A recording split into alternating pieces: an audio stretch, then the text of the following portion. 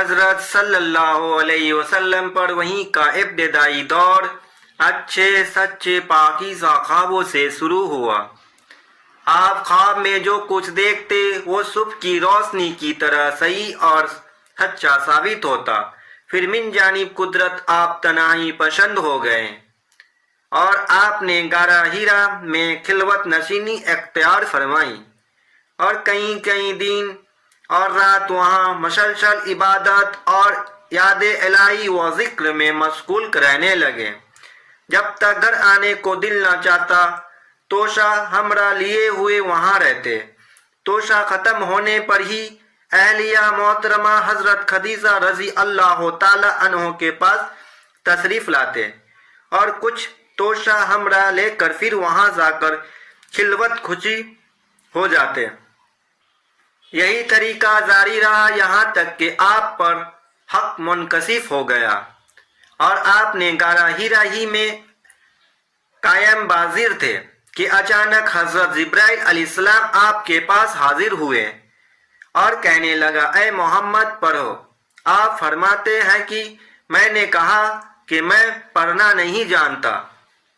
आप सल्लल्लाहु अलैहि वसल्लम फरमाते हैं कि फरिश्ते ने मुझको पकड़कर इतनी जोर से भींचा कि मेरी ताकत जवाब दे गई। फिर मुझे छोड़कर कहा कि पढ़ो। मैंने फिर वही जवाब दिया कि मैं पढ़ा हुआ नहीं हूँ। उस फरिश्ते ने मुझको निहायत यही जोर से भींचा कि मुझको सख्त तकलीफ महसूस हुई। फिर उसने कहा कि पढ़ो। मैंने कहा कि पढ़ा हुआ नहीं हूँ। फरिश्ते ने तीसरी बार मुझको पकड़कर और तीसरी मर्तबा फिर मुझको भींचा, फिर मुझको छोड़ दिया और कहने लगा कि पढ़ो अपने रब के नाम की मदद से जिसने पैदा किया और इंसान को खून की फुटकी से बनाया।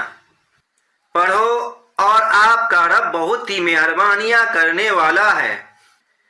बस यही आयतें आप हजरत जिब्राइल अलैहिस्सलाम से सुनकर इस हाल में गारे हीरा से वापस हुए कि आपका दिल इस अनोखे वाक़े से कांप रहा था।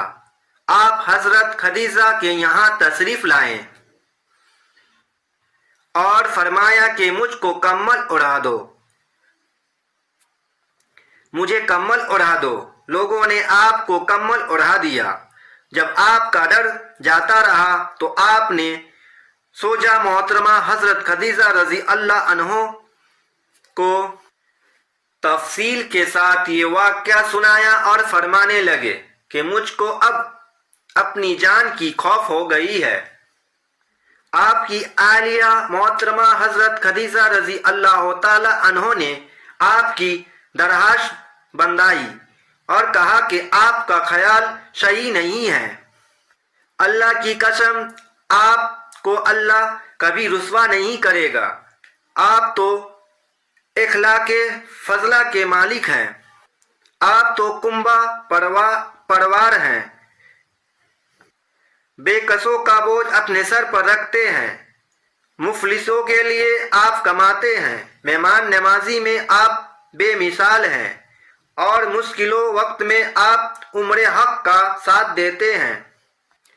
ऐसे उसाफे हंसने वाला इंसान यूं बेवक्त जिल्लत व खारी की मौत नहीं पा सकता।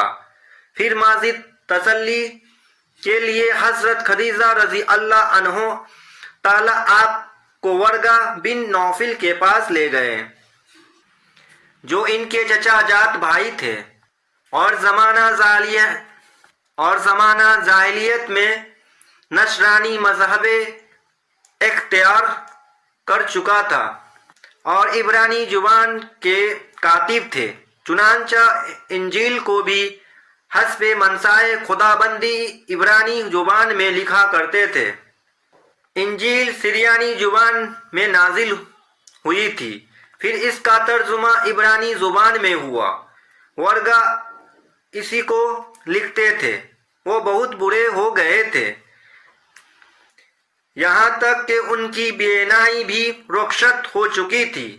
हजरत खदीजा रजी अल्लाह ताला अन्हो ने उनके सामने आपके हालात बयान किए और कहा कि ए چچا جات بھائی، اپنے بھتیجے محمد صلی اللہ علیہ وسلم کی جوانی ذرا ان کی کیفیت سن لیجئے۔ وہ بولے کہ بھتیجے، آپ نے جو کچھ دیکھے ہیں اس کی تفصیل سناؤ۔ چنانچہ آپ صلی اللہ علیہ وسلم نے از اول تا آخر پورا واقعہ سنایا، جسے سن کر ورگا بے اختیار ہو کر بول اٹھے کہ یہ تو وہی ناموس معزز رازدان فرشتہ ہے جسے اللہ نے حضرت موسیٰ علیہ السلام پر وحی دے کر بھیجا تھا۔ کاش میں آپ کے اس عہد نبوت کے شروع ہونے پر جوان عمر ہوتا، کاش میں اس وقت تک زندہ رہتا جبکہ آپ کی قوم آپ کو اس شہر سے نکال دے گی۔ رسول کریم صلی اللہ علیہ وسلم نے یہ سن کر تعجب سے پوچھا کہ کیا وہ لوگ مجھ کو نکال دیں گے، حالانکہ میں تو ان میں صادق و امین و مقبول ہوں۔ ورگا بولا، ہاں یہ سب کچھ سچ ہے، مگر جو شخص بھی آپ کی طرح امر حق لے کر آیا لوگ اس کے دشمن ہی ہو گئے ہیں۔ اگر مجھے آپ کی نبوت کا زمانہ مل جائے تو میں آپ کی پوری مدد کروں گا، مگر ورگا کچھ دنوں کے بعد انتقال کر گئے۔ پھر کچھ عرصے تک وہیں کی آمد موقوف رہی۔ صحیح بخاری حدیث نمبر 3۔